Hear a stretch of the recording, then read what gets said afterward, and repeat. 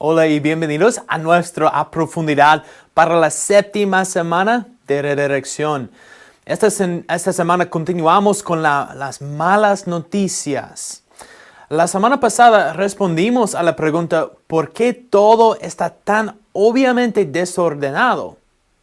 ¿Por qué? Porque hay un rebelde, un enemigo que ha invadido nuestro mundo y llevó a la humanidad a la rebelión contra Dios.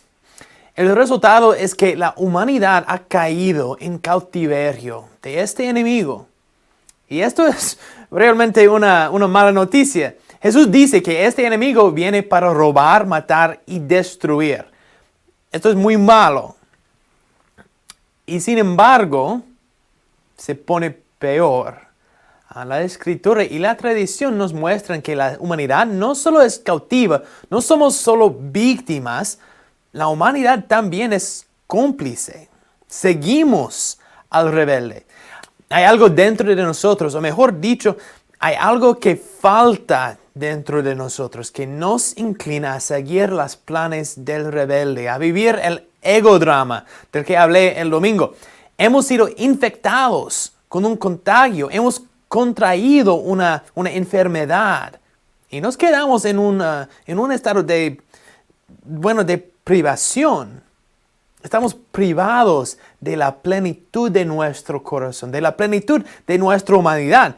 Y a causa de esto, nuestro corazón tiene una inclinación al pecado.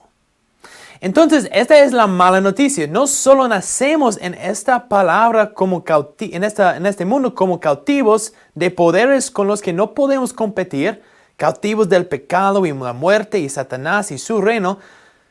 También tenemos un corazón muy herido, falto, inclinado a todo eso. La mala noticia es muy personal. Dentro de mi corazón algo falta. Y mi corazón es propenso a buscar ese algo en todos los lugares equivocados.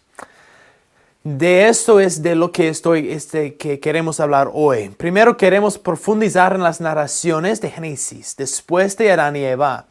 Los primeros 11 capítulos de Génesis son una unidad, una sección. Adán y Eva se revelan en capítulo 3, así que todavía quedan 8 capítulos más en esta sección de Génesis. Estos capítulos tratan de describir la gravedad de nuestra situación. Así que primero queremos hablar de eso. Pero luego queremos enfocarnos en un pasaje en particular. Génesis capítulo 4, versículo 7. Todos hemos escuchado la historia de Caín y Abel, pero realmente queremos sumergirnos en este versículo en particular. Este versículo sirve como una llave para nuestros corazones. Y finalmente queremos ver lo que se llama el protoevangelium, el primer evangelio. En Génesis capítulo 3, versículo 15, tenemos la primera muestra del plan de Dios. Veremos cuál es este plan para prepararnos para el próximo paso de resurrección. Así que primero, la narración de Génesis. Te animo a leer los primeros 11 capítulos de Génesis por tu cuenta. Conocemos las famosas historias de esos capítulos, las escuchamos de niños. Adán y Eva, Caín y Abel, Noé y el arca, la torre de Babel. Así que conocemos las historias, pero las conocemos desde la perspectiva de un niño. La Biblia no es un libro de cuentos para niños, aunque tiene historias que puedes contarles a los niños. Las historias son una forma efectiva de comunicarse, pero es por eso que las contamos. Pero el significado más profundo de estas historias, el significado más profundo, a menudo se malinterpreta. Y estas historias en los primeros capítulos de Génesis no son diferentes. Después de que Adán y Eva se rebelaron, en Génesis 3, la narración continúa mostrando que algo sucedió. Adán y Eva son expulsados del jardín. Pero, ¿qué significa esto? Eso es lo que nos dice Génesis. Génesis pinta el cuadro de lo que la iglesia llama condición de pecado original. Cada uno de nosotros nace con el pecado original, pero el pecado original no es un pecado personal que hayamos cometido, es algo que hemos heredado. Es el nombre de lo que nos falta. Nacemos sin algo. Entonces es una especie de paradoja. Nacemos con el pecado original, lo que en realidad significa que hemos nacido sin algo. Nos falta algo. Nuestra humanidad está incompleta, está en un estado de carencia. ¿Y cómo se ve esto? Bueno, eso es lo que nos dice Génesis. Nos lo dice en una narración. Génesis no nos da una explicación científica, sistemática, teológica. Nos da una explicación narrativa. Y esa narración comienza con dos hermanos, Caín y Abel. Y a partir de ahí se sale de control. En la historia de Caín y Abel, Caín mata a su hermano por celosos. Y luego cada generación de los descendientes de Caín empeora progresivamente. Después de 6 generaciones, así en la 7ª generación, la línea de Caín alcanzó la plenitud del mal en un descendiente llamado Lamec. Lamec fue el primer polígamo en las escrituras, pero también es muy asesino. Se jactaba ante sus esposas: mate a un hombre por haberme herido y un muchacho por golpearme. Si Caín será vengado 7 veces, 77 veces será vengado Lamec. En el 7º día la creación alcanzó su plenitud, pero aquí en la 7ª generación el mal ha llegado a su plenitud. Pero Génesis no se detiene ahí. Génesis también rastrea el linaje del otro hijo de Adán y Eva, Set.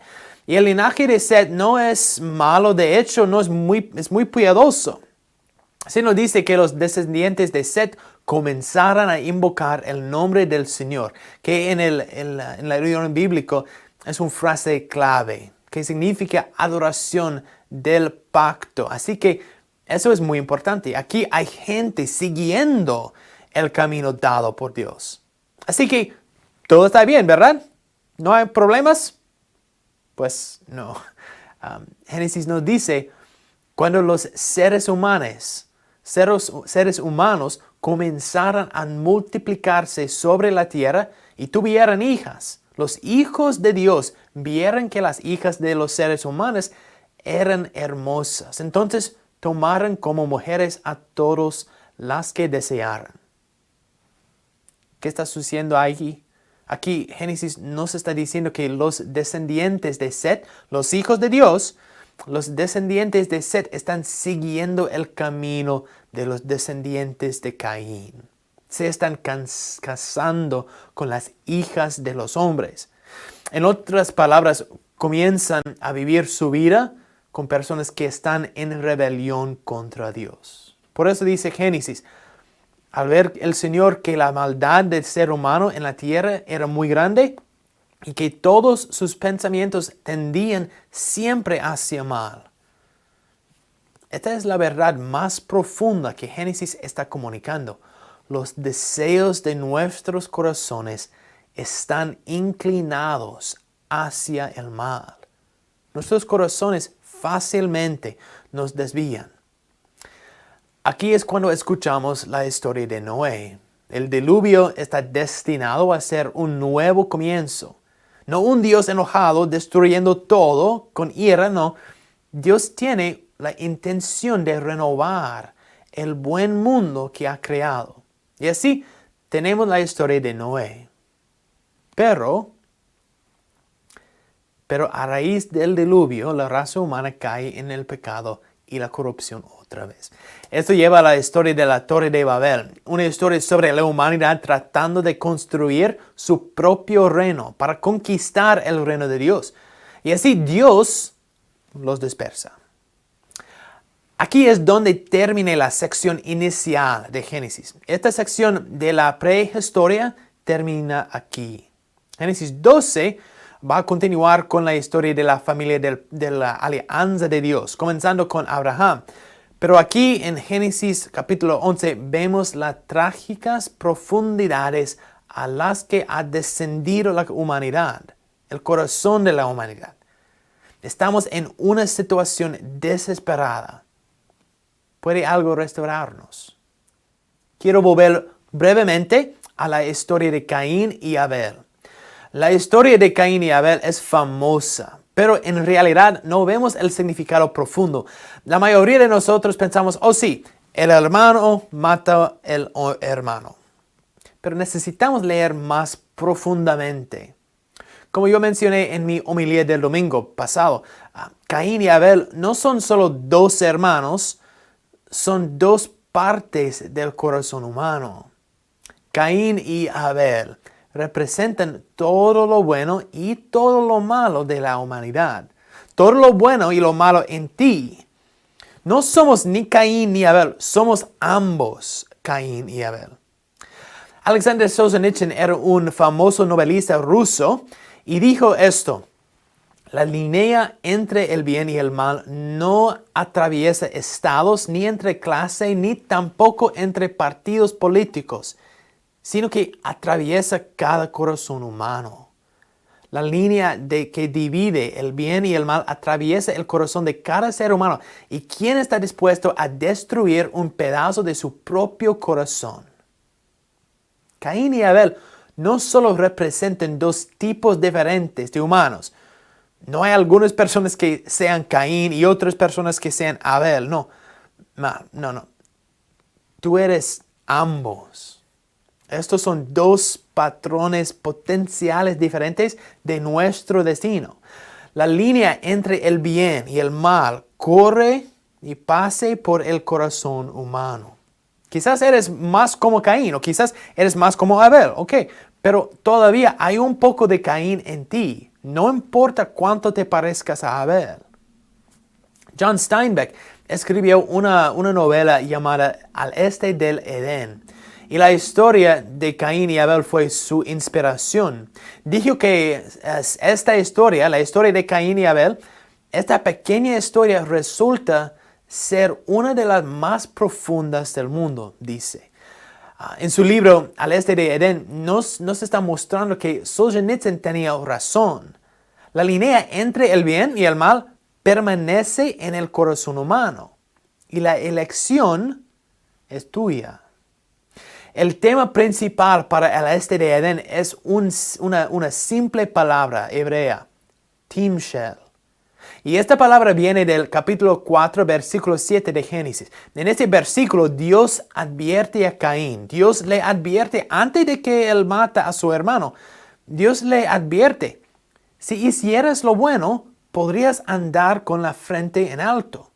Pero si haces lo malo, el pecado te acecha como una fiera lista para atraparte. No obstante, timshel dominarlo. La palabra timshel se traduce de maneras diferentes en diferentes versiones de la Biblia. ¿Por qué? Porque la palabra es ambigua. Podría traducirse de tres maneras diferentes. Y la traducción lo determina todo. Todo depende de cómo entendemos esta palabra. Hay tres opciones para su traducción. La primera es que Dios promete a Caín que vencerá al pecado. Tú te lo dominarás. La segunda es que Dios ordena a Caín a conquistar el pecado. Domínalo tú. Pero en el tercero Dios bendice a Caín con libre albedrío, dejándole a la elección. Puedes dominarlo. Juan Steinbeck escribió que timshel es probablemente la palabra más importante del mundo. ¿Por qué?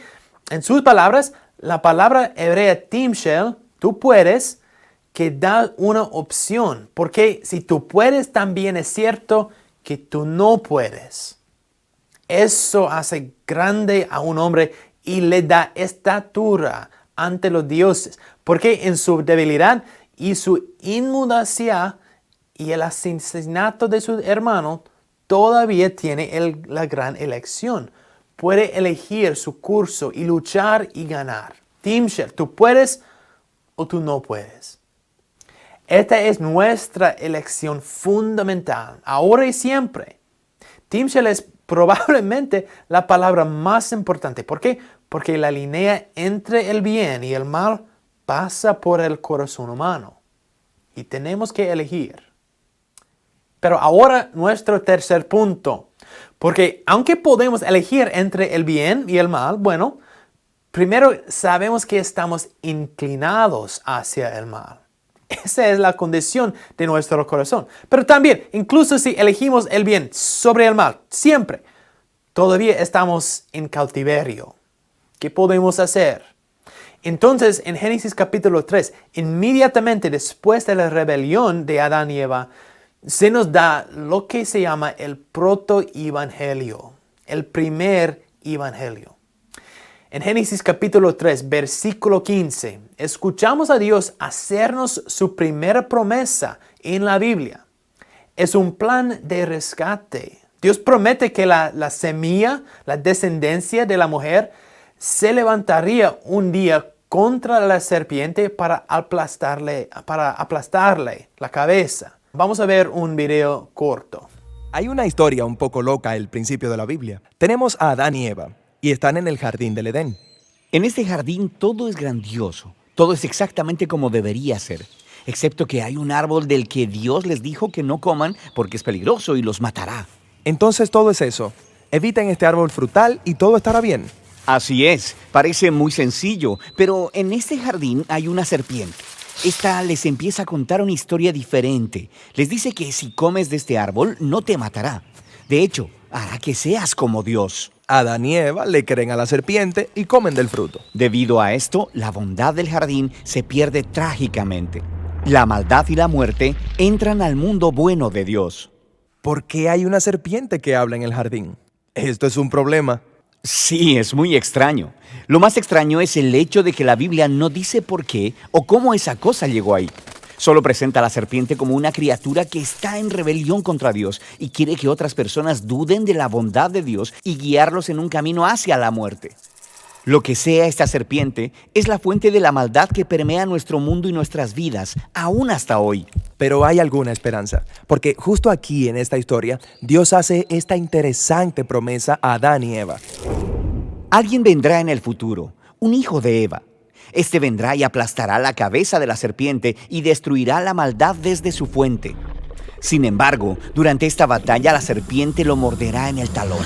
Es como una destrucción mutua. Sí, es una promesa extraña pero hermosa. Y se nos deja ahí hasta el próximo momento clave de esta narración, cuando Dios selecciona a este hombre llamado Abraham. Él le dice que a través de su familia, la bondad y la bendición serán restauradas en todas las naciones de la tierra.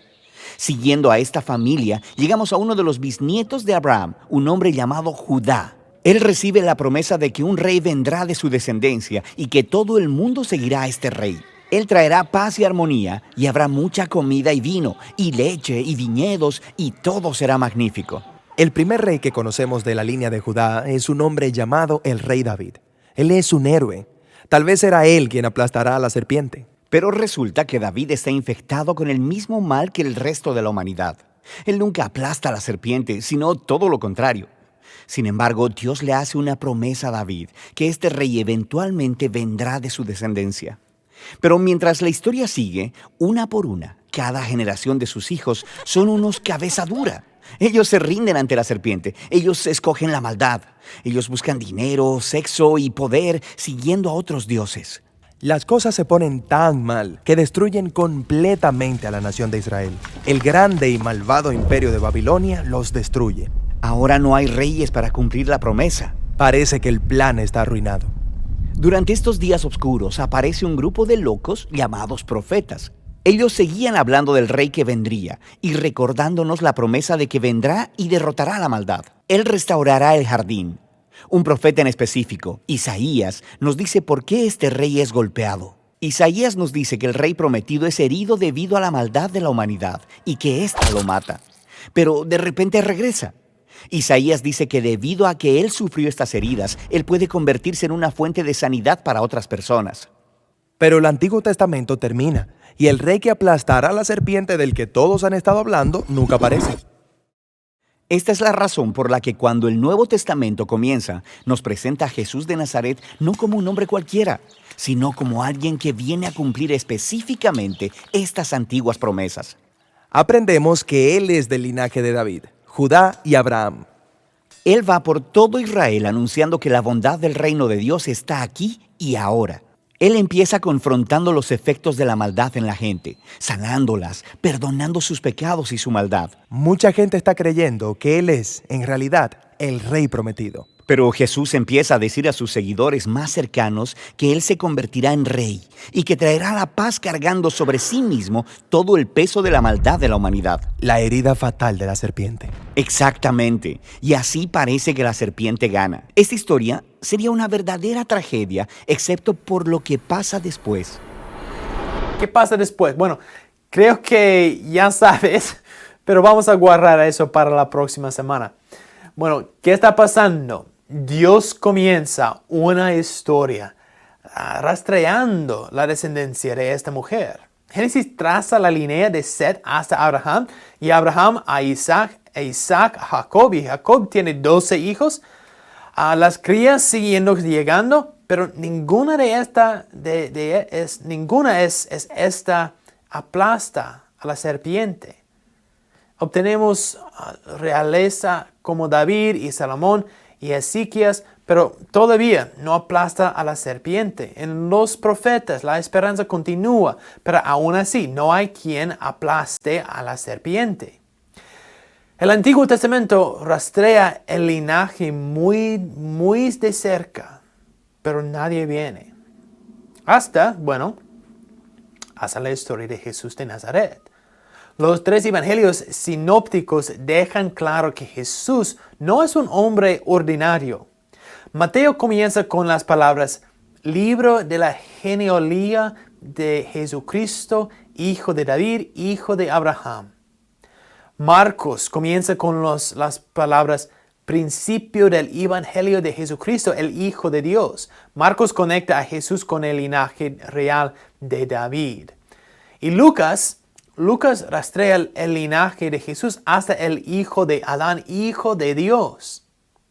La Escritura no es un libro de buenas historias que nos enseña a ser buenas personas. No, la Escritura es una histórica intricada y bellamente entretejida que cuenta una historia muy específica. ¿Por qué hay algo en lugar de nada? Porque todo está tan obviamente desordenado. ¿Y qué ha hecho Dios al respecto? Si es que ha hecho algo. ¿Qué ha hecho Dios al respecto? Bueno, desde el principio ha estado escribiendo una historia. Ha estado trabajando en su plan para rescatarnos. Y la próxima semana comenzaremos esa parte de la historia, el rescate que promete.